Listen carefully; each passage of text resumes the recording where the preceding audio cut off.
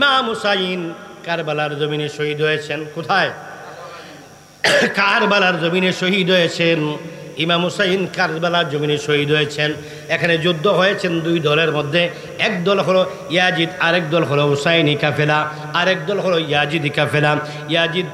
ইয়াজিদের কাফেলার সঙ্গে এখানে হিন্দুদের সাথে হয় নাই, খ্রিস্টানদের সাথে হয় নাই, ইহুদিদের সাথে হয় নাই, নাসারাদের সাথে হয় নাই, বৌদ্ধদের সাথে হয় নাই, চাকমাদের সাথে হয় নাই, তিপ্রাদের সাথে হয় নাই, শিখদের সাথে হয় নাই।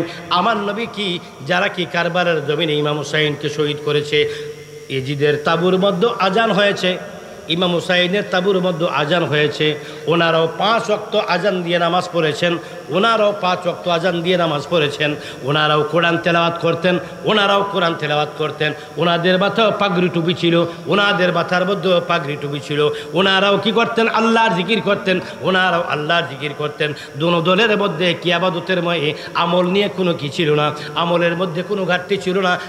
সকলেই কি পরহেজগারি সকলের মধ্যে ছিল। তারপর আল্লাহর নবী কামলিওয়ালা রাহমাতুল লিল আলামিনের আহলে বাইতের উপরে জুলুম করার কারণে এখন বন্ধু কখনো আল্লাহর নবীর কলিজার টুকরা ইমাম হুসাইনের গলার মধ্যে যেই ব্যক্তি ছুরি চালাইতে পারে, বন্ধুরা আমার কি যেই ব্যক্তি ছুরি চালাইতে পারে নবীজির নাতির গলায়, সে ব্যক্তি যত নামাজি হোক, যত রোজদারি হোক, যত হজ করুক না কেন, যত জাকাত দেখ না কেন, যত কুরবানি করুক না কেন, যত পরহেজগার হোক না কেন, সে কখনো ইমানদার হতে পারে? ইমানদার হতে পারে? আমার ভাইয়েরা, আল্লাহ নবী কামলিওয়ালা ইন্তেকাল করেন। আল্লাহ নবীজির পরে আমার কি ইসলামের দায়িত্ব যার হাতে আসলো তিনি হলো আল্লাহর কি 4 সাহাবী। একের পরে কি সাহাবাই কেরাম 4 জন সাহাবীদের মধ্যে হযরত আবু বকর রাদিয়াল্লাহু তাআলা আনহু, ওমর রাদিয়াল্লাহু তাআলা আনহু, উসমান রাদিয়াল্লাহু তাআলা আনহু, তারপরে কে হযরত আলী কারামাল্লাহু ওয়াজহাহু। এই 4 জনের মধ্যে এবার একজন করে 3 জন চলে গেলেন। দায়িত্ব পেলেন হযরত আলী কারামাল্লাহু ওয়াজহাহু। তিনি বেশি দিন তিনি থাকতে পারেন নাই। ওনার ইন্তেকাল মুবারকের পরে ক্ষমতার জন্য কি করলেন? ক্ষমতাকে দখল করার জন্য মরিয়া হয়ে উঠলেন দুষ্ট ইয়াজিদ ক্ষমতার জন্য কি করলেন? পয়গাম পাঠালেন ইয়াজিদের কাছে বায়াত নেওয়ার জন্য। কি করার জন্য? ইয়াজিদের কাছে বায়াত নেওয়ার জন্য। কাকে প্রস্তাব দিলেন? ইমাম হাসান এবং হুসাইনকে। তারা কখনো সে প্রস্তাব মেনে নেয়নি, কারণ ওনার আদর্শ, ওনার চরিত্র, ওনার কর্মকাণ্ড ওনাদের পছন্দ নয়। এটা ইসলামের অনেক ঝামেলা ওনার মধ্যে ছিল বিদায় ওনার হাতে বায়াত হতে নেয়নি। কারণ কি? ইমাম হাসান এবং হুসাইন যদি কারো কাছে বায়াত নেয়, তার জন্য সে কি ইসলামে বৈধ হয়ে গেল, আর সে যে অন্যায়গুলো করবে, অন্যায়গুলো কি হয়ে যাবে? ইসলামে বৈধ হয়ে যাবে। এজন্য ওনারা কি করেন নাই? ইমাম হুসাইন ইয়াজিদের কাছে বায়াত গ্রহণ করেন নাই। না করার পরে এবার শুরু হয়ে গেল ষড়যন্ত্রের জাল বোনা শুরু হয়ে গেল। ষড়যন্ত্রের জালের মধ্যে পড়ে সংক্ষেপে বলছি বন্ধুরা আমার, আমি 1 ঘন্টার মধ্যে সমস্ত আলোচনা গুছিয়ে নেব। ইয়াজিদ কি করলেন? ইয়াজিদের চক্রান্তে এবার কি করলেন? হযরতে ইমাম হাসান রাদিয়াল্লাহু তাআলা আনহু, হযরতে ইমাম হাসান কি করলেন? বিষ পান করিয়ে দুনিয়া থেকে বিদায় করে নিলেন। দুনিয়া থেকে বিদায় করে নেওয়ার পরে ইমাম হাসান উনি কি করলেন? উনি বিষ পান করলেন। প্রথম বার পান করালেন, উনি কিছু হলেন না। দ্বিতীয়বার পান করলেন, কিছু হলেন না। তৃতীয়বার যখন পানির সঙ্গে পানির সঙ্গে বিষ মিশানো হয়েছিল, মিশানোর পরে তিনি বিবিও চক্রান্তের শিকার বিষয়টা বুঝতে পারেন নাই। তিনি বিবি কি করলেন? বিবি কি চক্রান্তের শিকার হয়ে বিবির কাছে পানি চাইলেন, বিবি পানি দিলেন। পানি দেওয়ার পর ওনার ভিতরে ছটফট শুরু হয়ে গেল, ওনার মধ্যে ছটফট শুরু হয়ে গেল, জিহ্বা দিয়ে লালা পড়া শুরু হয়ে গেল, চেহারাটা কালো হয়ে গেল, চোখগুলা লাল হয়ে গেল। চোখগুলা লাল হয়ে গেল, হাতগুলো কাঁপতে লাগলো, পাগুলো কাঁপতে লাগলো, শরীরটা কি জানি হয়ে গেল, অনেকি পাগলের মতো হয়ে গেল। ইমাম হাসান তখন কোথায় ছিলেন?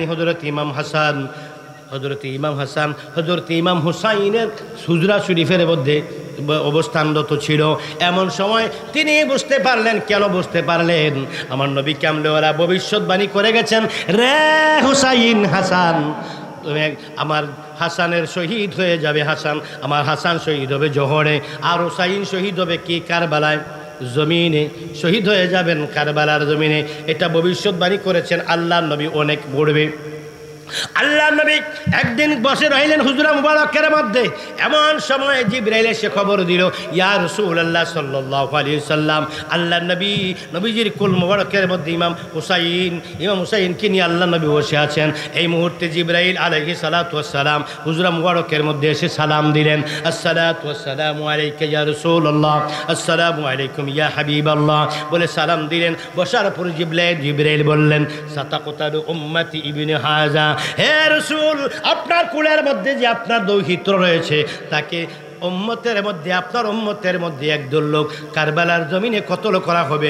কারবালার মাটিটা পর্যন্ত আমার দয়াল নবীর হাত মোবারকের মধ্যে দেওয়া হয়েছে।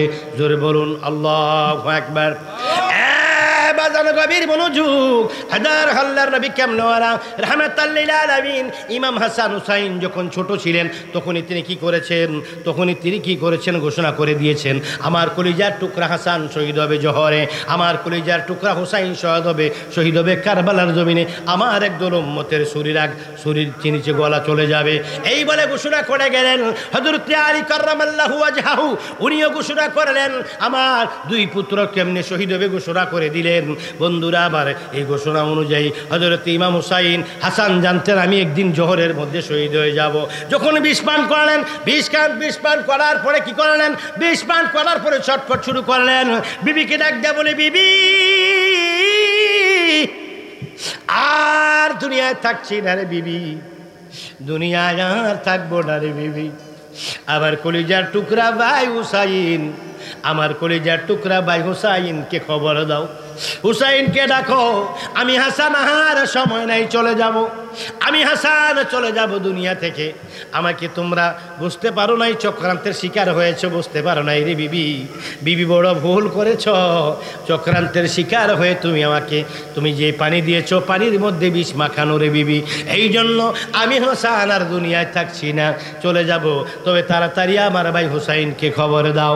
হাতগুলো কাঁপতেছে, ঠোঁটগুলো কাঁপতেছে, চোখগুলো লাল হয়ে গেছে, দেখি চোখগুলো লাল হয়ে গেল, চেহারাটা কি কৃষ্ণবর্ণ হয়ে গেল, হাত পাগুলো কি ছটফট করতেছে, জিহ্বাটা দিয়ে কথা বলতে পারে না, চোখের পানিগুলো দুই পাশ দিয়ে পড়তেছে।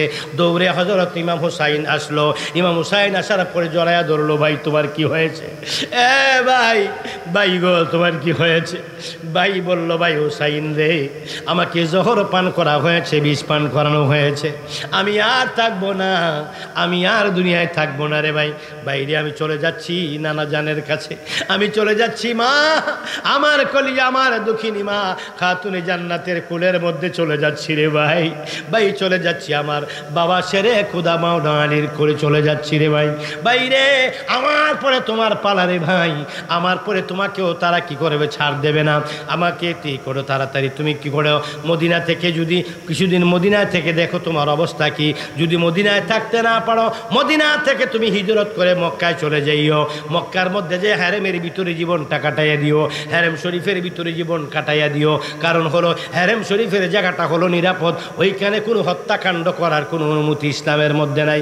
কারণ হলো কোরআনে আল্লাহ পাক রব্বুল আলামিন বলেন, কোরআনের পাকের মধ্যে আল্লাহ বলেন, ওয়ামান দাখালাহু কানা আমিনান, আমার আল্লাহ বলেন যে এই ব্যক্তি হারেম শরীফের মধ্যে প্রবেশ করলো, সেই ব্যক্তি যেন নিরাপদ আশ্রয়ের মধ্যে কি হয়ে গেল, আশ্রয় রয়ে গেল। আমার পরে তোমার পালা, তুমি মক্কায় চলে যাইও। এই বলে তিনি বললেন, ভাই বলে কি বললেন, আমার দুইটা হাত বাড়ায় ভাই আমার বুকে আয়, ভাইয়ের বুকের মধ্যে জড়ায়া ধরলেন। ধরার পরে ইমাম হাসান হুসাইন কান্দে, গুণের বাইরে আমার সোনার চান মনি, গুণের বাইরে ওরে বাইরে আমার সোনার চান মনি। আমরা দুটি ভাইও ছিলাম জোরের কবুতর, কে তোমায় খাওয়াইল জহর ভাঙ্গিল দোসর, বাইয়ের সঙ্গে বাইয়ে কান্দে হইয়া পেরেশানি, গুণের বাইরে ওরে বাইরে আমার সোনার চানমণি, গুণের বাইরে ওরে বাইরে আমার সোনার চানমণি। ভাই বলে বুকের মধ্যে জোরে কান্দা শুরু করলেন। এবার ইমাম হাসান লাগতে কয়, ভাই ও ভাই হুসাইন, হুসাইন রে, ওই দেখা যায় জান্নাতের দরজা আমার নানা দাঁড়ায় রইছে। জান্নাতের দরজার মধ্যে আমার নানা কামলেওয়ালা, আমার দয়াল নবী দাঁড়ায় দাঁড়ায় কান্দে, আর দুই হাত দাঁড়ায় ডাকে আর কান্দে আর কয়, আয় রে হাসান আয়, আয় রে নানু ভাইয়ার বুকে চলে আয়, আর থাকিস না, আয় রে নানু ভাইয়ার কোলে আয়। বলে আমার দয়াল নবী ডাকে, আর এক দরজার মধ্যে আমার আব্বা হযরতে মুশকিল কুশা হযরতে আলী মাওলা দাঁড়িয়ে রইছে, দাঁড়ায় আমার বাবা ডাকে, আয় হাসান আয়, বাবার কোলে আয়। আরেকটা দরজার মধ্যে আমার মা ফাতেমাতুজ জাহরা রাদিয়াল্লাহু, আমার মা ফাতেমাতুজ জাহরা, আমার মা জননী, আমার মা জননী দুই চোখের মধ্যে মুখের মধ্যে ওড়না দিয়া, আমার মার দুই চোখের পানি গড়ায়া গড়ায়া পড়ে রে। আমার মা দুই হাত বাড়ায়া ডাকে, আয় হাসান, হাসান আয়, হাসান আয়, মায়ের কোলে আয়। ডাকতেছে রে ভাই, আমি আর থাকতেছি না রে ভাই, চলে গেলাম নানার কাছে জান্নাতে, চলে গেলাম মায়ের কাছে, বাবার কাছে। হুসাইন রে, তুই বড় সাবধানে থাকিস রে ভাই, তুই বড় আমার ভালোবাসার ভাই, তুই ছাড়া আমার এই দুনিয়াতে আপন বলতে কেউ নাই রে হুসাইন। হুসাইন রে, আমি চলে গেলাম, তোকে দিয়ে গেলাম, আল্লাহর কাছে চলে যাই। ও হুসাইন, তাড়াতাড়ি করে মক্কায় চলে যাস, মক্কায় নাচে না গেলে তোর কোনো রক্ষা নাই রে ভাই। যাওয়ার সময় হঠাৎ করে তিনি বললেন, হাতের মধ্যে একটা তাবিজের মতো চিরকুট দিয়ে বললেন, এটা তোমার সঙ্গে রেখে দিও, এইটা তোমার সঙ্গে রেখে দিও ভাই হুসাইন, যদি এই জীবনে কোনো কঠিন মুসিবতের মধ্যে বিপদে পড়ো, বিপদে না পড়লে এটা কখনো খুলিও না, বিপদে পড়লে এটা খুলবা, তার আগে কোনো সময় এটা খোলার চেষ্টা করিও না। বলে এটা হাতের মধ্যে দিয়ে তিনি হুসাইনের, ইমাম হুসাইনের রানের মান মুবারকের মধ্যে মাথা রেখে ইমাম হাসান দুনিয়া থেকে চলে গেল। বলুন ইন্না লিল্লাহি ওয়া ইন্না ইলাইহি রাজিউন। হাদিস শরীফের মধ্যে রাসূল সাল্লাল্লাহু আলাইহি ওয়াসাল্লাম বলেন, কোন মানুষ যদি শহীদ হয়, শহীদের কি শহীদ হয়, শহীদ হওয়ার সঙ্গে সঙ্গে রূহটা বের হইতে দেরি আল্লাহ তাকে জান্নাতের মধ্যে নিয়ে যায়। আর যদি কেউ রক্তপাত হয়ে শহীদ হয়, শহীদের রক্তগুলা জমিনে লাগার পড়বে, আল্লাহ তাকে জান্নাতের মধ্যে নিয়ে যায়। জোরে বলুন সুবহানাল্লাহ। লা তাকুনু লিমান يقتل في سبيل الله أموات بل أحياء ولكن لا تشعرون। আমার ভাইয়েরা, এবার আল্লাহ আমার প্রতি যারা নিহিত হয়ে গেল, আমি আল্লাহর প্রতি যারা শহীদ হয়ে গেল, লা তাকুলু, তোমরা তাদেরকে মৃত্যু বলিও না, বরং তারা জিন্দা।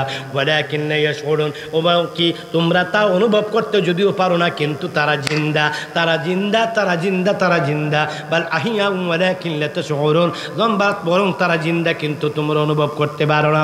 এইবার ইমাম হুসাইন হাসান শহীদ হয়ে গেল।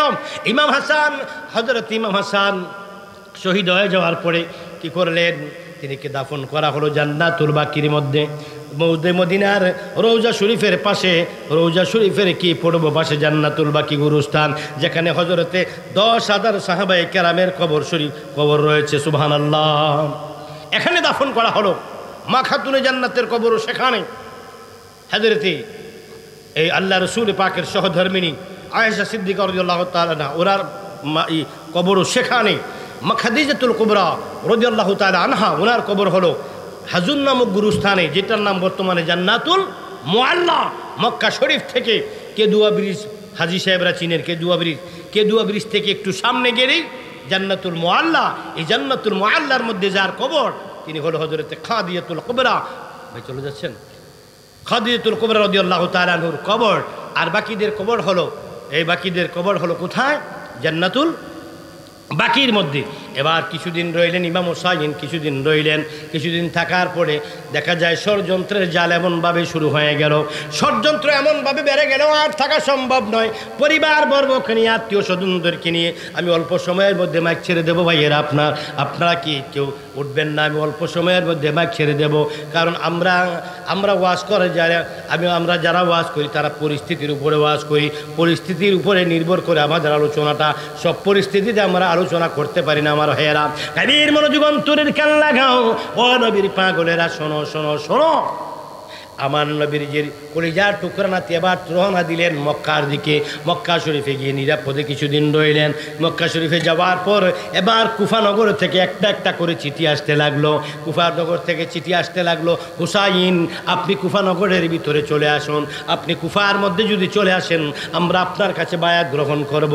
আমরা ইয়াজিদের কাছে বায়াত নেব না, আপনার কাছে বায়াত নেব, আপনি চলে আসুন। আমরা কি আমরা আপনার কাছে বায়াত নেব। বলে একটা নয়, দুইটা নয়, তিনটা নয়, চারটা নয়, আস্তে আস্তে চিঠি আসলো 150। কয়শো? 150 চিঠি। 150 চিঠি আসার পরে চিন্তায় পড়ে গেলেন।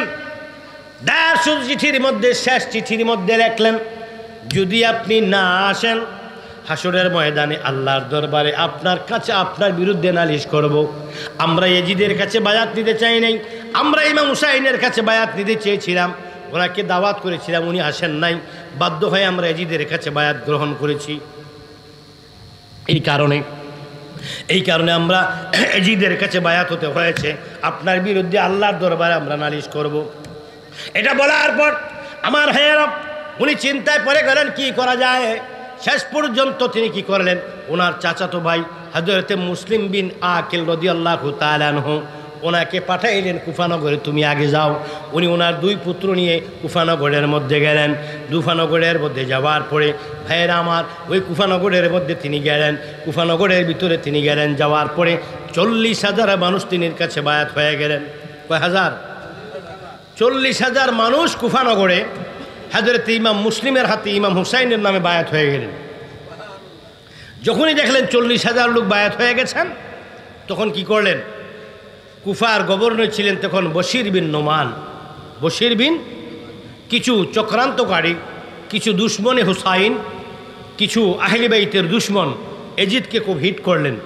এই তুমি নাকে তেল দিয়ে বসে আছো, নাভিতে তেল দিয়ে বসে আছো। এইদিকে হুসাইন ইমাম মুসলিমকে পাঠিয়েছে, 40,000 লোক বায়াত গ্রহণ করেছে। ইমাম হুসাইন আসতেছে, ইমাম হুসাইন আসতে পুরা কুফাবাসী ওনার কাছে বায়াত হয়ে যাবে, তুমি নাক তেল দিয়ে বসে আছো, কি করছো? তুমি তাড়াতাড়ি পদক্ষেপ নাও, তাড়াতাড়ি একটা ব্যবস্থা নাও।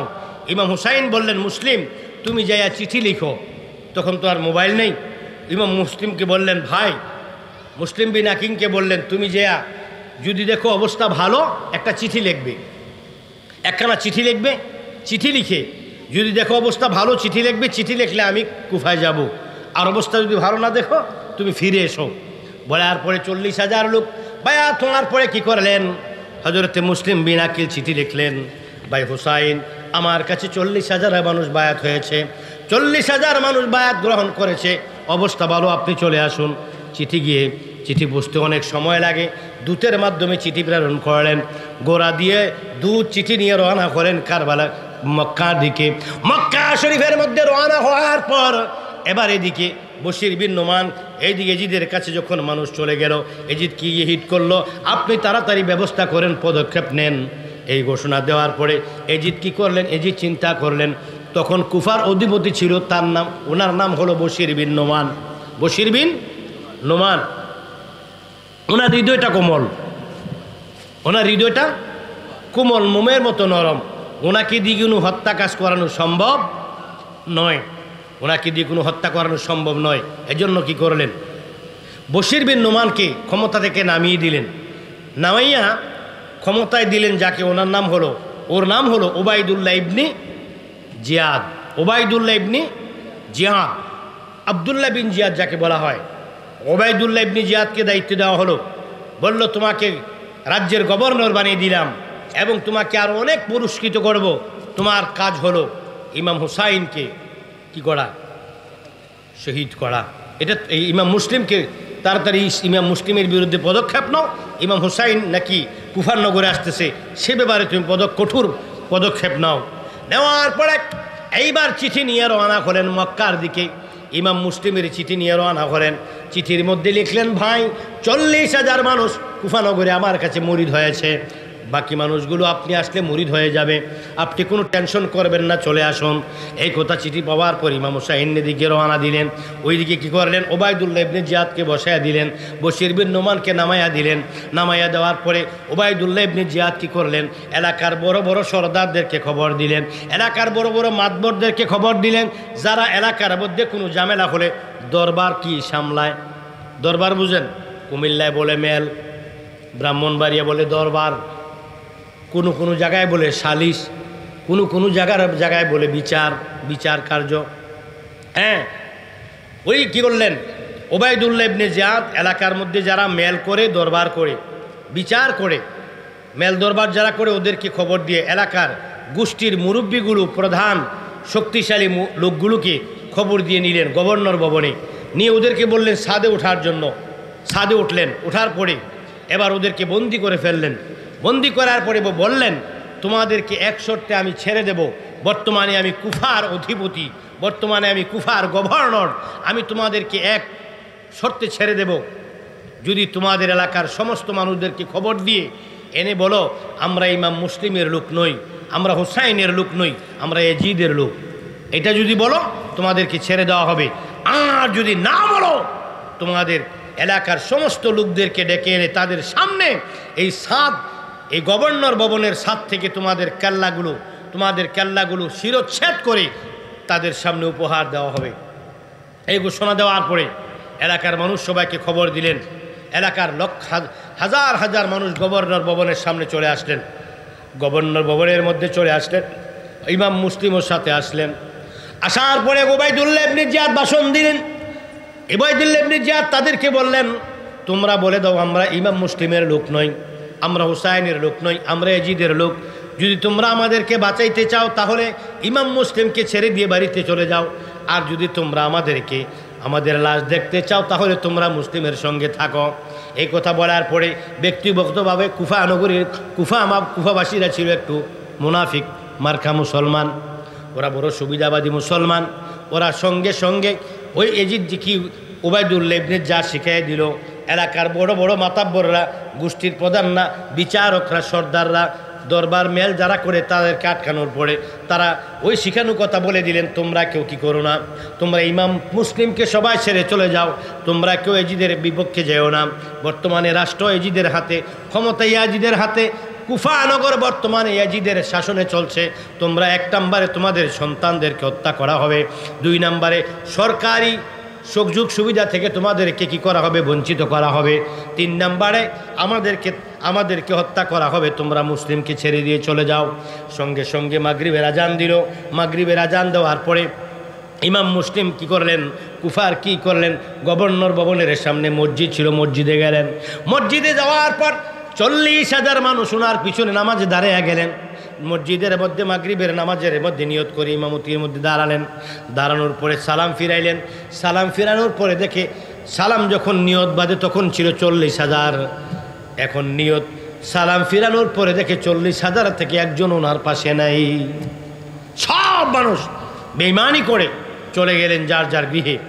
যারা মুরিদ হয়েছিল, যারা বায়াত হয়েছিল, তাদের ঘরের দরজার মধ্যে যা ধাক্কায়, দরজা খোলো, কে? আমি মুসলিম। দরজা খোলে না। এমনি করে ঘরে ঘরে 40,000 মানুষ মুরিদ হইল, কারো ঘরে যায় দরজা খোলে না। সারাটা রাত ঘুরতে লাগলেন।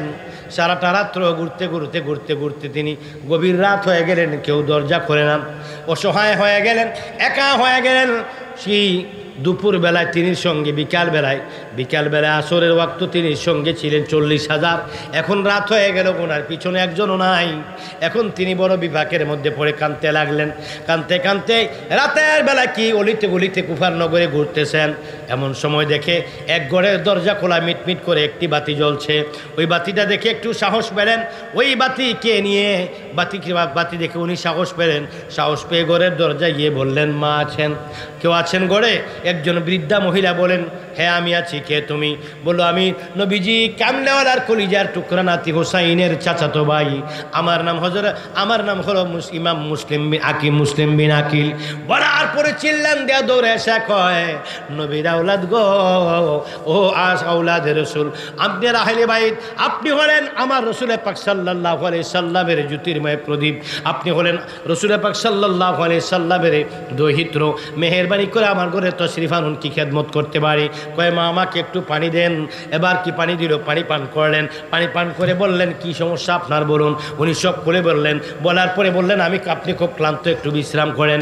ইমাম মুসলিম বিশ্রাম করলেন। এইদিকে মাগরিবের পরে ওই উবাইদুল্লাহ ইবনে জিয়াদ কুফার গভর্নরের ভবনের ছাদের মধ্যে দাঁড়িয়ে ঘোষণা করে দিলেন যে এই ব্যক্তি ইমাম মুসলিমের গরদান আমার হাতের মধ্যে দিতে পারবে, তাকে 1 লক্ষ কি করে দিরহাম পুরস্কার দেওয়া হবে। 1 লক্ষ দিরহাম। এখনকার জমানার তো 1 লাখ টাকা অনেক কিছু, আর ওই জমানা 1 লক্ষ দিরহাম অনেক কিছু। এই দিরহামের লোভে পাগল হয়ে গেলেন একদল মানুষ। এবার কুফার অলিতে গলিতে পাগলের মতো ইমাম মুসলিমকে হত্যা করার জন্য খুঁজতে লাগলো। যারা খোঁজ করতে লাগলো তাদের মধ্যে সবচেয়ে বেশি আগ্রহী যে ছেলেটা, ওই ছেলেটা হলো ওই বুড়িমার সন্তান, যে বুড়িমার গড়ের মধ্যে ইমাম মুসলিম বিশ্রাম করতেছেন। সকাল হয়ে গেল, সুবহে সাদিক হয়ে গেল, সারা রাত ইমাম মুসলিমকে রাস্তার অলিতে গলিতে খোঁজা শুরু হয়ে গেল। খুঁজতে খুঁজতে পেরেশান হয়ে গড়ের মধ্যে আসলো। ঘরের মধ্যে এসে বলে, মা তুমি এখনো সজাগ কেন? মা তুমি এখনো কেন সজাগ রয়েছ? মা তোমার মধ্যে কেমন জানি একটা অস্থিরতা ভাব দেখা যায় রে মা। ডাক দেখো, বাবা আমার জীবন বড় ধন্য রে বাবা, নবীর একজন আওলাদ আমার ঘরে আজকে বিশ্রাম নিতেছে, আমি ওনার খেদমতে একটি গ্লাস পানি দিতে পেরেছি। পূর্ণিমার চাঁদ আমার ঘরে এসেছে। কয়েকে এসেছে? আমার ঘরে হযরতে মুসলিম বিন আকিল শুয়ে আছে রে বাবা। আজানের সময় গনিয়ে আসছে, ফজরের আজান মিনারে হবে, নামাজের জন্য তিনি উঠবে। এমন সময় মনে মনে কয়ে, যাকে সারা রাত আমি খুঁজলাম রাস্তায় রাস্তায়, ওই শিকার এখন আমার ঘরে, আমি কই খুঁজলাম। বলার পরে সঙ্গে সঙ্গে তিনি কি করলেন, দৌড় দিয়ে গভর্নর ভবনে গেলেন। দৌড় দিয়ে গভর্নর ভবনে গিয়ে বলেন, ইমাম মুসলিমের কেল্লা আমি দিতে পারবো, কমিটমেন্ট ঠিক আছে কিনা, ওয়াদা ঠিক আছে কিনা? 100 বার। তোমাকে যে কমিটমেন্ট দেওয়া হয়েছে, যে বাজেট দেওয়া হয়েছে, সেই টাকা তুমি পাবে, সে দিরহাম তুমি পাবে। আমাকে সহযোগিতার জন্য কিছু লোক দেন। 70 জন যুবক দিলেন, উলঙ্গ তলোয়ার দিয়ে, খাপবিহীন তলোয়ার দিয়ে 70 জন যুবক দিলেন। ওই মহিলার বৃদ্ধ মার ছেলের সঙ্গে ঘরটাকে ঘেরাও করে ফেললেন। ইমাম মুসলিমকে গিয়ে শোয়া থেকে উঠালেন। ইমাম মুসলিমের সঙ্গে কী করলেন, ডাক দেওয়ার পরে ইমাম মুসলিমকে ধরে আনার জন্য ইমাম মুসলিমকে আক্রমণ করলেন। ঘর থেকে বের করে মা পায়ে পর্যন্ত ধরলেন। ছেলের পায়ের মধ্যে ধরে কই, বাবা কি করবি টাকা দিয়ে, কি করবি সম্পদ দিয়ে, কি করবি ঐশ্বর্য দিয়ে? আমার নবীর আওলাদের গলায় ছুরি চালাইস না। আমার নবীর কলিজার টুকরা একটা নাতি, আমার নবীর কলিজার টুকরার গায়ের মধ্যে যদি আঘাত করো হাসরের ময়দানে আমার রাসূলুল্লাহর শাফাআত পাবি না। আমার রাসূলুল্লাহ সাল্লাল্লাহু আলাইহি সাল্লাম যদি বলে, তুই আমার উম্মতের, তুই আমার কি কলিজার টুকরা নাতিকে কেমনে কুরবান করলি, হাসরের ময়দানে তুই কেমনে মুখ দেখাবি রে বাবা? বাবা রে, তোর কাছে অনুরোধ, আমি তোর মা হয়ে তোর পায়ে ধরছি। এই বলার পরে মাকে লাথি মেরে ধাক্কা দিয়ে ফেলে দিয়েছে, মাকে কি দূরে সরিয়ে দিয়েছে। মা আবার এসে জড়ায় ধরলেন, আবার মাকে ধাক্কা দিয়ে ফেলেছে। মা আবার এসে জড়িয়ে ধরলেন, মাকে আবার কি এক কোপ দিয়ে মাকে কতল করে ফেললেন। মাকে কি লাথি মেরে ফেললে, দূরে সরিয়ে ফেললেন। মাকে কি করে হয় মারতে মাকে কি জখম করে, মাকে জখম করে রক্তাক্ত করে দিলেন। দেওয়ার পর ইমাম মুসলিমকে চতুর্দিক থেকে ঘিরে ফেলার পরে ইমাম মুসলিম এবার তরবারিটা বের করে কি করলেন, তরবারি বের করে তাদের সঙ্গে মোকাবেলা করলেন। ইমাম মুসলিম হল মাওলা আলী শের খুদার কি রক্ত মুবারক, যাকে আল্লাহ 100 শক্তি দান করেছেন, 100 শক্তি আল্লাহ যাকে দান করেছেন, ওনার কি আওলাদ, ওনার আওলাদের কি রক্ত। হযরতে মুসলিম খাপ থেকে তরবারি বের করে যখন তাদের সঙ্গে মোকাবেলা শুরু করলেন, তারা ছিন্ন বিচ্ছিন্ন হয়ে গেল, কোনো রকমে আর পারে না। পরে দেখলো না ইমাম মুসলিমের সঙ্গে পারা কোনো রকমের সম্ভব না। এটা চিন্তা করে কৌশল করলেন। আচ্ছা, হঠাৎ করে একজন এসে কয়, এই বেয়াদব, গভর্নর পাঠিয়েছে তোদেরকে, ওনাকে নিয়ে যেতে আলোচনায় বসবে, তোদেরকে যুদ্ধ করার জন্য বলছে নাকি? থাপ্পড় দেবো বেয়াদব, করস কি তোরা? উনি একজন সম্মানিত মানুষ, উনি আহলে বাইত, ওনার সঙ্গে আলোচনায় বসবে, হয় উনি ওনার কাছে বায়াত নিবে অথবা ওনার কাছে উনি বায়াত নিবে, একটা সুরা হবে। তুই কেন অস্ত্র ধরলি বলে বহু জোরে থাপ্পড় মারলেন। এটা কৌশল, এটা ওদের একটা কৌশল। এটা বলার পরে ওরা থেমে গেলেন। থেমে যাওয়ার পরে ইমাম মুসলিম বিন আকিলকে নিয়ে গভর্নর ভবনের মধ্যে যাওয়া হলো। যাওয়ার পর ইমাম মুসলিম বিন আকিলকে ছাদের মধ্যে তোলা হলো। ছাদের মধ্যে তুলে জল্লাদকে বলল ইমাম মুসলিমের গর্দানকে আলাদা করে দাও, ইমাম মুসলিমের গর্দানকে আলাদা করে দাও। বলার পর যারা মুরিদ হয়েছিল 40,000 মানুষ তারাও উপস্থিত, কুফাবাসীরা সবাই উপস্থিত, একটা মানুষও প্রতিবাদ করে নাই। 40,000 মানুষ যারা মুরিদ হয়েছে তারা যদি ইচ্ছা করতো তখন গভর্নর ভবনটাকে 40,000 মানুষ চাইলে একটি গভর্নর ভবন উড়িয়ে ফেলতে পারে। না কেউ শব্দ করে নাই, তাকায়া রইল, সবাই তাকায়া রইল। ওই গভর্নর ভবনের সাথে জল্লাদ কি করলেন? জল্লাদ যখন গাড়ের মধ্যে কি লাগাইলেন, গাড়ের মধ্যে যখন এটা কি জানি বলে আমি নামটা বলতে পারি না, কি গাড়ের মধ্যে যখন কাঠের একটি কি রয়েছে, কাঠের একটি কি যন্ত্র রয়েছে, ওটার নাম বলতে পারতেছি না, ওইটা যখন লাগাইলেন গর্দানের মধ্যে কি ছুরি দিয়ে তিনি কি করবেন? কোপ দিবেন। এমন সময় ইমাম মুসলিম ডাক দেখো, জল্লাদ আমি এখন শহীদ হব, আমি জানি আমার শহীদ হওয়া থেকে কোনো রক্ষা নাই, আমাকে একটি কথা বলার সুযোগ আমাকে দান করো। ওই কি কথা? আমার গলা থেকে একটু এটা সরাও, আমি দাঁড়িয়ে বলি, আমি তো এখন শেষ, আমাকে একটু কথা বলার সুযোগ দাও। দাঁড়িয়ে বলল, 1 নাম্বার কথা হলো, ও কুফাবাসী, আমি যে শহীদ হয়ে গেছি, আমার এই শহীদের খবরটা আমার ভাই ইমাম হুসাইনের কাছে মক্কার মধ্যে পাঠাইয়া দিও তোমরা। 2 নাম্বারে আমার 2টা কলিজার টুকরা ছোট সন্তান আমি তোমাদের এই কুফাবাসীদের কাছে আমি রেখে গিয়েছি, আমার সন্তানদেরকে তোমরা দয়া করে নিরাপদে তোমরা মক্কায় পৌঁছে দিও। এই বলে চোখের পানিগুলো ছেড়ে দিলেন। চোখের পানিগুলো ছেড়ে দিয়ে তিনি কি করলেন? বলল, 2টা আবদার করলাম। 1 নাম্বারে ভাইয়ের 3টা আবদার। 1 নাম্বার হলো ভাইয়ের কাছে আমার খবরটা পৌঁছে দিও, আমি শহীদ হয়ে গেছি, ভাই যেন কুফানগরে না আসে। 2 নাম্বারে তোমরা কি করবা? আমার সন্তানদেরকে নিরাপদে মদিনায় মক্কায় পৌঁছে দিও। 3 নাম্বারে, ও জল্লাদ তোমার কাছে রিকোয়েস্ট হলো, আমি এখন শহীদ হয়ে যাব, শহীদ হওয়ার পূর্বে আমাকে 2 রাকাত নামাজ আদায় করার সুযোগ দাও। ইমাম মুসলিম শহীদ হওয়ার আগে শুধু একটা আবদার করেছিলেন জোরালোভাবে, আমাকে একটু নামাজ পড়ার সুযোগ দাও। ইমাম হুসাইন কারবালার জমিনে যখন শহীদ হয় তখন তিনিও বলেছিলেন, বাবা আমাকে 2টা রাকাত নামাজ পড়তে সুযোগ দাও।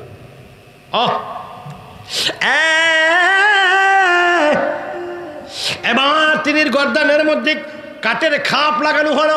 কাঠের খাপ লাগাইয়া এবার জল্লাদ তাকে শিরচ্ছেদ করে ফেললো। গভর্নর ভবন থেকে ডিল মেরে লাশটা ফালানো হলো। কি ডিল মেরে লাশটা ফালানো হলো জমিনের মধ্যে। ফালানোর পরে ওই লাশের কি লইয়া, লাশের গর্দান মোবারক, কেল্লা মোবারক লইয়া, গর্দান লইয়া ইমাম মুসলিমের কল্লা মোবারক বর্ষার উপরে লইয়া তারা আনন্দ মিছিল করতে করতে জিদের দরবারে গিয়েছে। নাউজুবিল্লাহ বলেন। এবার যখন লাশ কতল করা খতম হলো, ওবায়দুল্লাহ ইবনে জিয়াদ দাঁড়িয়ে গেলেন কুফার গভর্নরের সাথে, দাঁড়িয়ে বললেন, সাবধান, যদি কোনো ব্যক্তি ইমাম হুসাইনকে চিঠি লিখে পাঠাও, ইমাম মুসলিম শহীদ হয়ে গেছে, তার অবস্থা খারাপ, তাকে মুসলিমকে যেইভাবে হত্যা করা হয়েছে তাকেও সেইভাবে হত্যা করা হবে।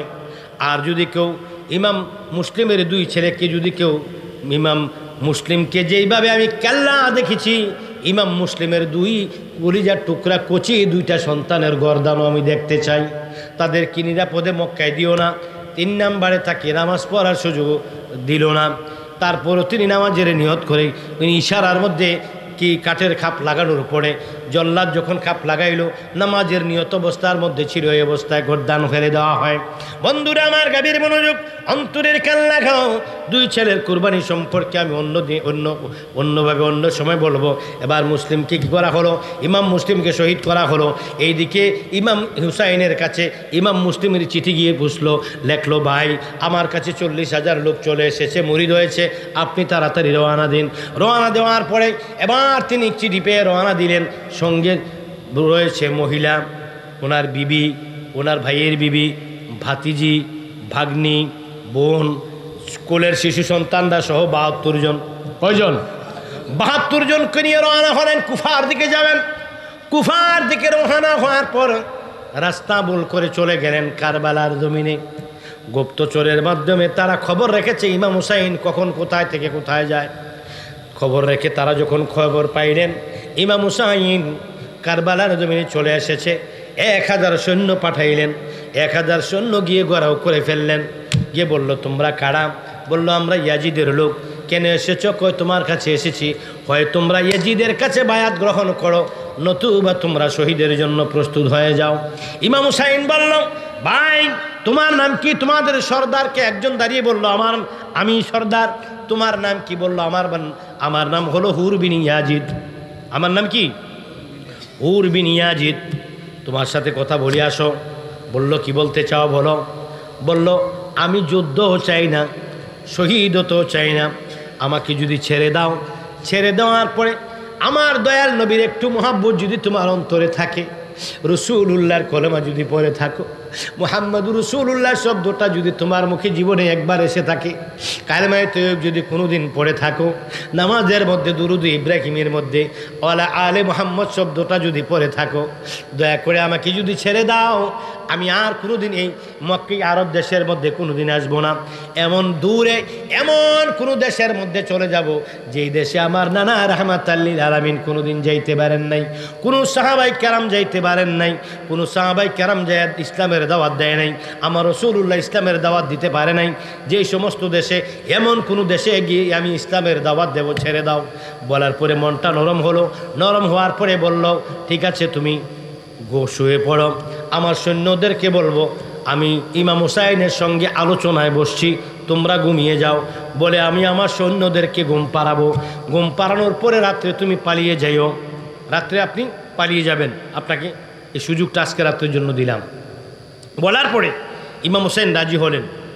সারা রাত তিনি রাস্তা দিয়ে দৌড়ালেন, দৌড়িয়া রাস্তা ভুল করে ঘুরে সকালবেলা আবার এই জায়গায়। কিরে ভাই, ফজরের নামাজ পড়ার জন্য যখন উঠলেন, ফজরের নামাজ পড়ার জন্য যখন উঠলেন, উঠে দেখি ইমাম হুসাইন সামনে। এই মিয়া, আপনাকে সুযোগ দেওয়া হলো, আপনাকে সুযোগ দেওয়া হলো, আপনাকে পালিয়ে যাওয়ার জন্য আপনি এত বড় ঘাউরামিটা করলেন, কি করলেন আপনি? চোখের পানিগুলো ছেড়ে বলে, ও হুর বিন ইয়াজিদ, আমি ঘাউরামি করি নাই, আমি কোনো ভুল করি নাই, সারা রাত ঘুরেছি, রাস্তা ভুল করে আবার এখানে এসেছি। এমনি করে বলল, আজকের রাত্রটাও আপনাকে সুযোগ দেবো, পালিয়ে যাবেন। পরের দিন রাত্র সুযোগ দিলেন পালিয়ে যাওয়ার জন্য, রাস্তা ভুল করে আবার চলে আসলো এই জায়গায়। পরের দিন আবার সুযোগ দিলেন, রাস্তা ভুল করে চলে আসলো এই জায়গায়। হুর বিন ইয়াজিদ বলল, আমি আর কি জবাব দেওয়ার কোনো ক্ষমতা আমার নেই, আমি তোমাদের কাছে জবাব দেওয়ার মতো কোনো ক্ষমতা আমার কাছে আর নেই, আমি পারলাম না, তোমাকে কোনো সহযোগিতা আর করতে পারলাম না ভাই, দুঃখিত। এবার যুদ্ধের জন্য রেডি হয়ে যাও রে ভাই। বলার পরে ও আমার বন্ধুরা, গাড়ির মনোযোগ, অন্তরের কান লাগাও। এবার তাদের যুদ্ধের জন্য আহ্বান করা হলো। ইমাম হুসাইন টেনশনে পড়ে গেলেন। 3 দিন হয়ে গেল, আজকে মহরমের 3 তারিখ হয়ে গেল। 1 তারিখ থেকে কি করলেন, ব্যারিকেডের মধ্যে পড়লেন। 3 তারিখ হয়ে গেল, ঘটনা কি? আমি রাস্তা ভুল করে বারবার আসি কেন? হযরত আল্লাহর নবী কামলেওয়ালা বলেছেন, হুসাইন দেখ, যদি কোনো জায়গার মধ্যে গিয়ে কোনো বিপদের মধ্যে পড়ো, তলোয়ার দিয়ে মাটির মধ্যে আঘাত করবা। আঘাত করার পরে যদি দেখো মাটি থেকে উপরের দিকে রক্ত উঠতেছে, উপরের দিকে রক্ত গড়াচ্ছে, তাহলে মনে করবা ওই জায়গাটার নাম কারবালা, আর ওই জায়গার মধ্যে তুমি শহীদ হইয়া যাইবে। হুসাইন দে গাছের মধ্যে আঘাত করবে। গাছের মধ্যে আঘাত করার পরে যদি দেখো রক্ত জোরে পড়ে, রক্ত জোরে পড়ে, তাহলে মনে করবো ওই জায়গাটার নাম কারবালা। তুমি ওই জায়গার মধ্যে তুমি শহীদ হয়ে যাবে, ওই জায়গাতে শহীদ হওয়ার জন্য প্রস্তুতি নিও। এই কথা বলার পর ইমাম হুসাইন, হযরত ইমাম হুসাইন কি করলেন, মাটির মধ্যে তলোয়ার দিয়ে আঘাত করলেন। আঘাত করার পরে ইমাম হুসাইন দেখলেন মাটি থেকে উপরের দিকে রক্ত উঠতেছে।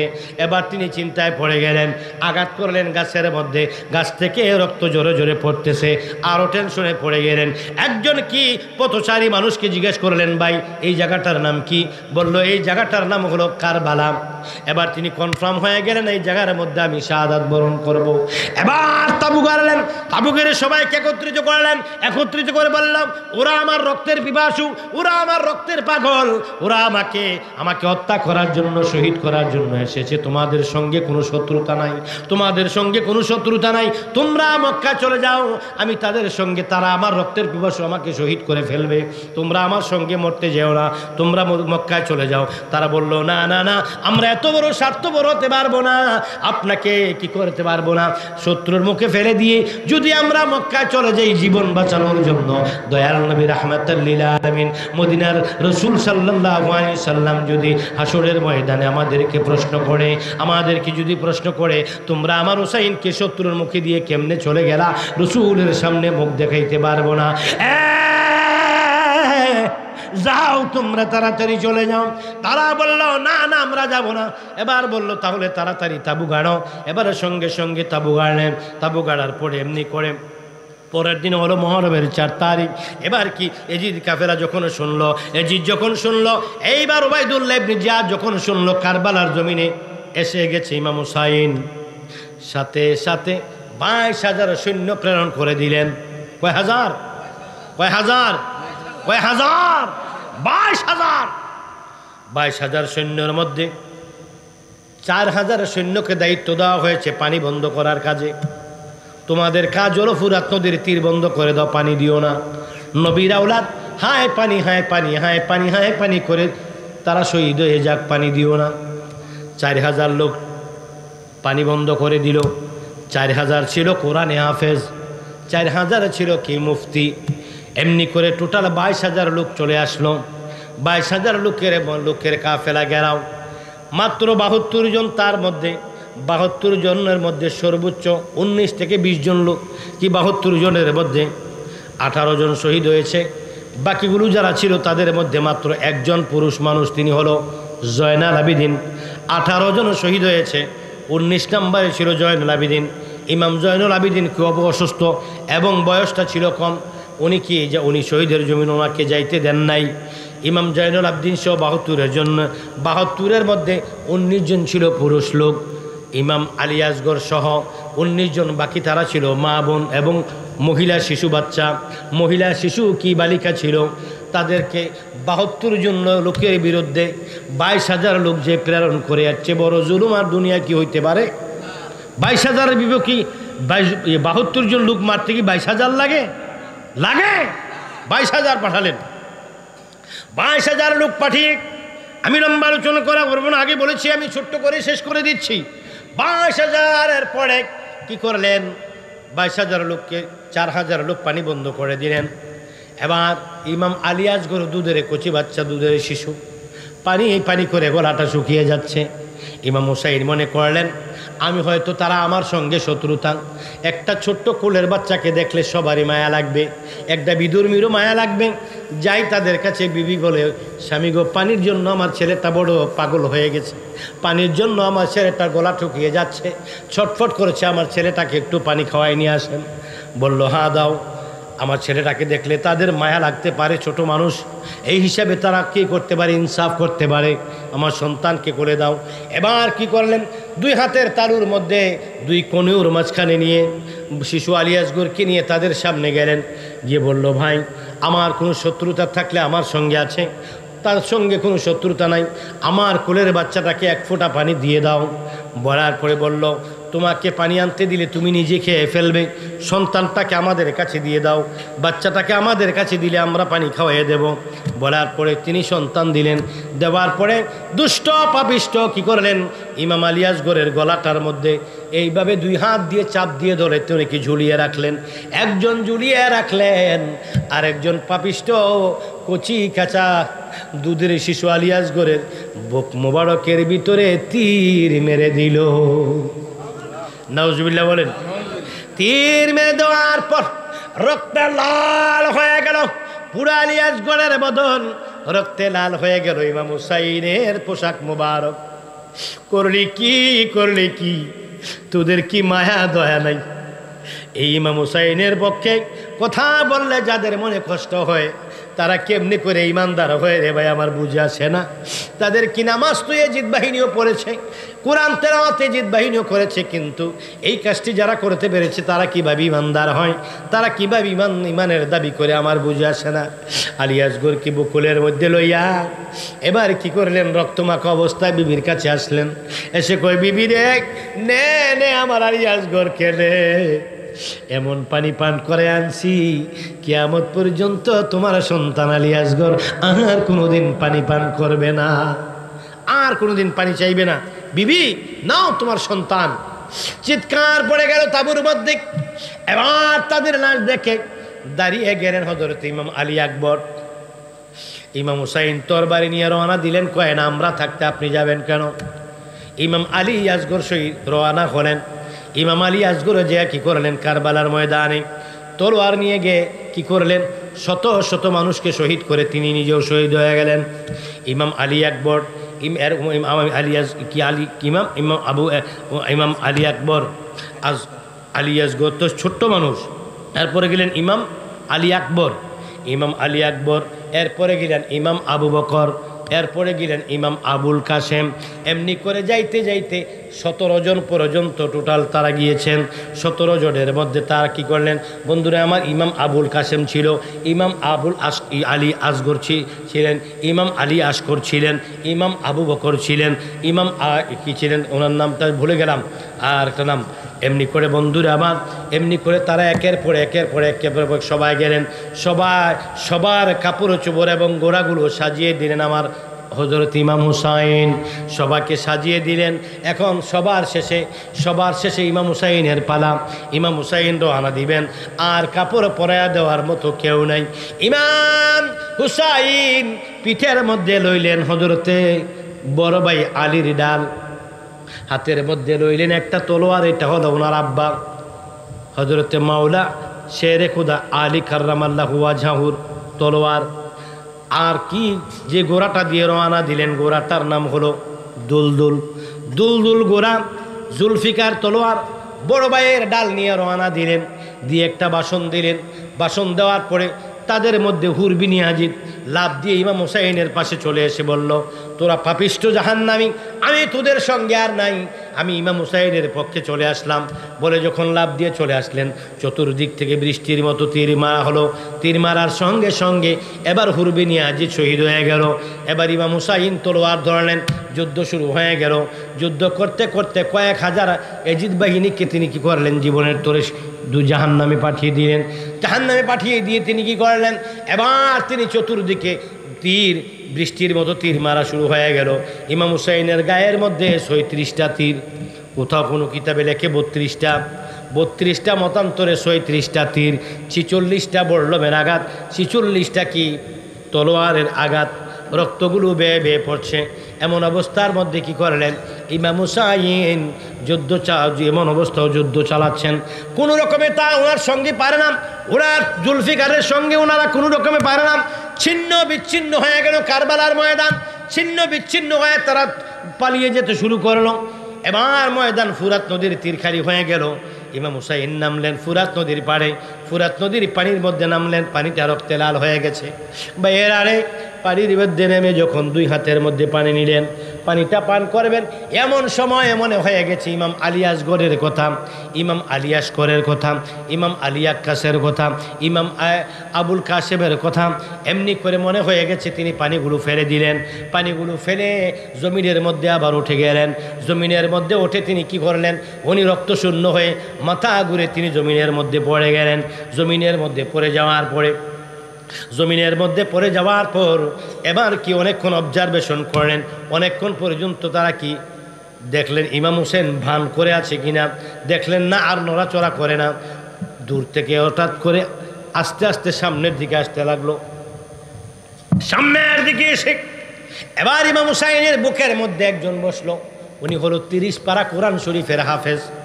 30 পারা কোরআনের হাফেজ হইলে কি ইমানদার হওয়া যাবে? আকিদা যদি পরিশুদ্ধ না হয়, হাফেজ হলে কি জান্নাতে যাওয়া যাবে? আকিদা যদি পরিশুদ্ধ না হয়, মুফতি হলে কি জান্নাতে যাওয়া যাবে? আকিদা যদি পরিশুদ্ধ না হয়, মুফাসসিরে কোরআন হলে জান্নাতে যাওয়া যাবে? নামাজ পড়ার পরেও, নামাজ হলো আসসালাতু মেরাজুল মুমিনিন, নামাজ হলো মুমিনের মেরাজ। এই নামাজ পড়ার পরও একদল লোক জাহান্নামে যাবে ইমানের কারণে। কারণ সেখানে কোরআন শরীফ আসছে ফাওয়াইলুল লিল মুসাল্লিন, নামাজ পড়ার পরও একদল লোক জাহান্নামে যাবে। কিসের কারণে? ইমানের কারণে। কিসের কারণে? ইমানের কারণে। কিসের কারণে? নামাজ অবশ্যই পড়তে হবে, কিন্তু সে নামাজ কোনো কাজে লাগবে না, রোজা কোনো কাজে লাগবে না, হজ কোনো কাজে লাগবে না, যাকাত কোনো কাজে লাগবে না, কুরবানি কোনো কাজে লাগবে না, ফিতরা কোনো কাজে লাগবে না, দান খয়রাত কোনো কাজে লাগবে না, ইলম কোনো কাজে লাগবে না, আমল কোনো কাজে লাগবে না, যদি আপনার আকীদা ভালো না হয়।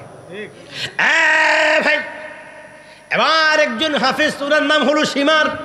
ওই সীমার গিয়ে ইমাম হুসাইনের বুকের মধ্যে বসে গলাটার মধ্যে ছুরি চালাইয়া দিল।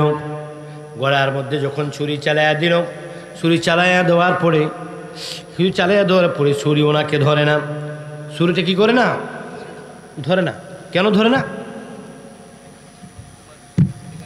এই জায়গার মধ্যে আমার নবীজির অসংখ্য চুমা মুবারক রয়েছে, অসংখ্য চুমা রয়েছে। এবার ইমাম হুসাইন বলে, নামো, নেমে যাও, আমি তোমাকে কথা বলছি, শোনো, নেমে যাও। কই কি?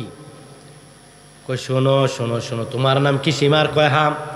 তোমার হাতে আমার শাহাদাত, এই জায়গার নাম কারবালা, এখানে আমি শহীদ হব আমি জানি। তোমার নাম সীমার, তোমার হাতে আমার শহীদ, তাও জানি। এই গলাটার মধ্যে দয়াল নবী কামলেওয়ালা অসংখ্য চুমু দিয়েছে, এই জন্য এই গলাটার মধ্যে তোমার ছুরি ধরবে না। সীমার রে শোনো, আমি গতকাল রাতের বেলায় তাঁবুর মধ্যে একটু ঘুমিয়েছিলাম। তাঁবুর মধ্যে আমি বসে বসে কোরআন তেলাওয়াত করতেছিলাম। রিহালের মধ্যে কোরআন রেখে শুয়ে আমি কোরআন করতেছিলাম। কোরআন শরীফ পড়তে পড়তে আমার চোখের মধ্যে ঘুম এসে গেল। চোখের মধ্যে ঘুম আসার পর রেহালের মধ্যে কোরআন শরীফটা রেখে আমি তাঁবুর মধ্যে হেলান দিয়ে একটু ঘুমাইলাম। সামান্য কয়েক মিনিট ঘুমাইলাম। ঘুমের মধ্যে স্বপ্নে দেখতেছি জান্নাত থেকে আমার মা খাতুনে জান্নাত ফাতেমাতুজ জাহরা, আমার মা জান্নাত থেকে এক লোটা পানি নিয়ে আসতেছেন। আউলাকে সে পাগল বেশে, মার চুলগুলো এলোমেলো, মা মুখের মধ্যে কাপড় দিয়ে হাউ মাউ করে আমার মা কান্দে। আমার মার হাতের মধ্যে এক লোটা পানি, ওই দেখো আমার পাশে একটু জায়গা লেপ দেওয়া আছে। গতকাল স্বপ্নে যা দেখেছি, যেভাবে দেখেছি ওইভাবে লেপ দেওয়া। আমি স্বপ্নে দেখেছি আমার মা ওই জায়গাটা এক হাতে লেপতেছে, আরেক হাতে ওড়না দিয়ে হাউ মাউ করে কাঁদতেছে। কে জানি জিজ্ঞেস করলো, ফাতেমা তুমি কেন কাঁদছ? তুমি কেন এই জায়গাটা লেপন করতেছো? তার কারণ কি? আমার মা বলে, আগামীকাল আমার কলিজার টুকরা হুসাইন, আমার কলিজার টুকরা হুসাইন এই জায়গার মধ্যে শহীদ হয়ে যাইব। এই জায়গাটা এই জন্য লেপতেছি, আমার কলিজার টুকরা হুসাইনের শরীরের মধ্যে এমন কোনো জায়গা নেই আমার আব্বা রাহমাতুল্লিল আলামিনের চুমা মুবারক লাগে নাই, এজন্য তার গলায় ছুরি ধরবে না। আমার ছেলে বড় কষ্ট পাবে, এই জন্য তার গলার মধ্যে ছুরি ধরবে না। এজন্য আমি খাতুনে জান্নাত এই জায়গাটার মধ্যে লেপন করে দিয়ে যাচ্ছি, এজন্য আমার ছেলের গলায় যেন ছুরি লাগে, আমার ছেলে যেন কষ্ট না পায়। ও বাবা, আমাকে একটু নামতে দাও, আমার বুক থেকে তুমি একটু নামো, ছুরিটা নামাও বলে তিনি কাঁদতেছেন আর বলতেছেন, ধীরে ধীরে চালাও ছুরি সীমার আমার গলায়, জয়নাল আবদিনের কান্দন শুনতে দাও না রে আমায়, জয়নাল আবদিনের কান্দন শুনতে দাও না। সীমার তোরে বিনয় করি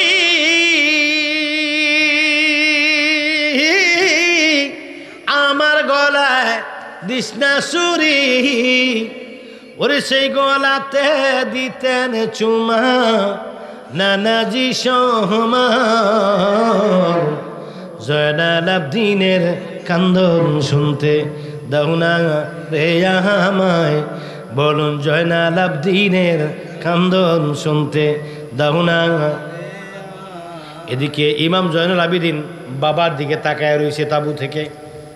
যদি কোনো সন্তানের সামনে বাবার গলায় কেউ বুকের মধ্যে বসে গলাটার মধ্যে ছুরি চালায়, সন্তানটার মনের অবস্থা কেমন হয় রে? জয়নুল আবেদিনের বয়স কম, ছোট মানুষ। 2 নম্বরে তিনি অসুস্থ, তিন নম্বরে তিনি ছাড়া নবীর বংশে আর কোনো পুরুষ লোক নাই। ডাক দেখ কয় মা তলোয়ার দাও গো মা। ওই দেখো আমার আব্বার বুকের মধ্যে বসে গলার মধ্যে ছুরি চালাইতেছে। আমি কেমনে সহ্য করি গো মা, আমাকে দয়া করে একটা তলোয়ার দাও গো মা। মা এবার জড়িয়ে ধরলেন ফুফু জয়নাব। এবার কি করলেন, ফুফু জয়নাব জড়িয়ে ধরে সকলে জড়িয়ে ধরে বলল, বাবা এক নম্বরে তুমি অসুস্থ, দুই নম্বরে তুমি নবী বংশের একমাত্র বাতি, তুমি ছাড়া নবী বংশের মধ্যে আর কোনো পুরুষ লোক নাই। তুমি যদি চলে যাও আর যদি শহীদ হয়ে যাও তাহলে কিয়ামত পর্যন্ত এই দুনিয়ার নবীর আওলাদ থাকবে না।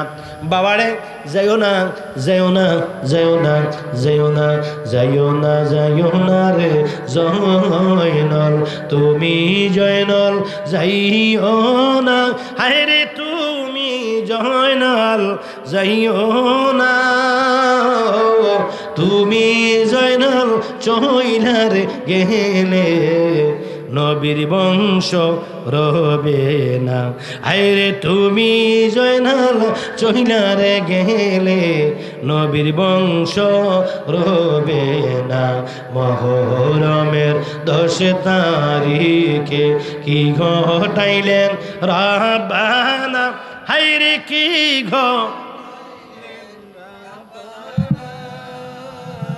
আরে কলিজা ফাটিয়া যায় গো শুনিলে তার গো, আরে কলিজা ফাটিয়া যায় গো শুনিলে তার ঘটনা। ইমাম হাসান শহীদ জহরেতে, হুসাইন শহীদ কারবালায়, হায়রে হুসাইন শহীদ কারবালায়। ইমাম জয়নাল আবদিন বন্দী হইল এজিদের জেলখানায়, ইমাম জয়নাল আবদিন বন্দী হইল এজিদের জেলখানায়। বলো মহরমের 10 তারিখে কি ঘটাইলেন রাব্বানা, আরে কি ঘটাইলেন রাব্বানা, কলিজা ফাটিয়া যায় গো শুনিলে তার ঘটনা। মহরমের 10 তারিখে কি ঘটাইলেন রাব্বানা, আরে কি ঘটাইলেন রাব্বানা, কলিজা ফাটিয়া যায় গো শুনিলে তার ঘটনা।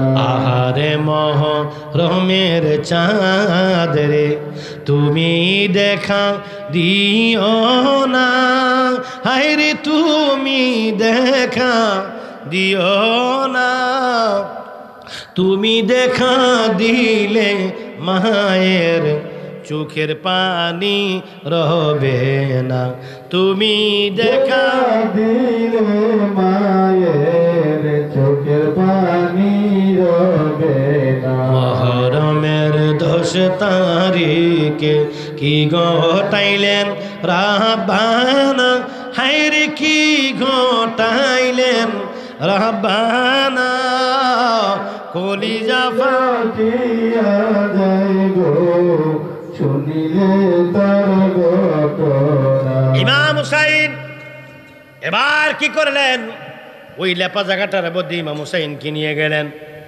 নেওয়ার পরে ইমাম হুসাইন কই, সীমার রে তোমার কাছে একটা অনুরোধ রাখি, আজকে মহরমের 10 তারিখ শুক্রবার, আমাকে 2টা রাকাত নামাজ পড়ে আমার আল্লাহকে সেজদা দিতে দাও।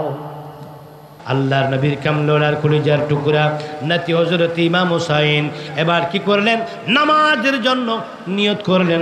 গায়ের মধ্যে ছিল তীরে বৃষ্টির মতো তীরগুলা নিয়ে হামাগুরুকে যেই মাত্র নামাজের নিয়ত করেন তিনি সেজদার মধ্যে পড়লেন। সেজদা অবস্থা ওনার গর্দানের মধ্যে ছুরি লাগাইয়া ওনাকে শহীদ কইরা দিছে। এই যারা এজিদের পক্ষে ছিল 22,000 আর হুসাইনের পক্ষে ছিল 72। এখন আপনারা কি 72-এর পক্ষে না 22,000-এর পক্ষে? কার পক্ষে? লোক কম হলে কি আপনারা পালিয়ে যাবেন? লোক কম হলে কি আপনারা দল ছেড়ে দিবেন? মানুষ কম হলে সংখ্যা যদি কম হয় আপনারা ইমানের দল ছেড়ে দিবেন? হ্যাঁ, আপনারা ইমানের পক্ষে আছেন কি নাই? আপনারা হুসাইনের পক্ষে আছেন কি নাই? আপনারা আমার নবীর নাতি ইমাম হুসাইনের মহাব্বত আপনাদের অন্তরে আছে কি নাই? আল্লাহ কবুল করুক, বলুন আমিন।